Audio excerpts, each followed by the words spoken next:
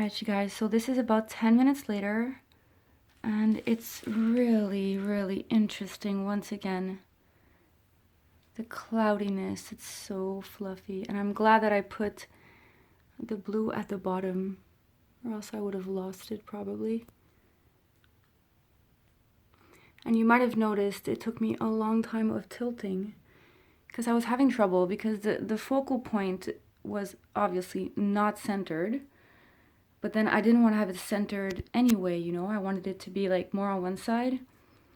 But I would have ruined it if I would have moved it more.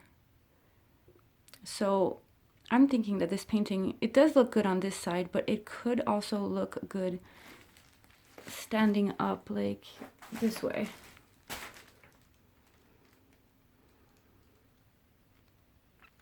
Anywho, we'll see how this dries. Stay tuned. Let's hope it dries like the other white one, where the colors came out and everything was defined. It should.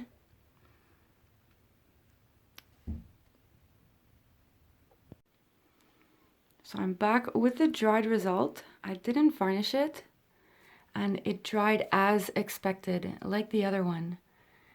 You can see the colors came back out, and all those lines are defined. Yay!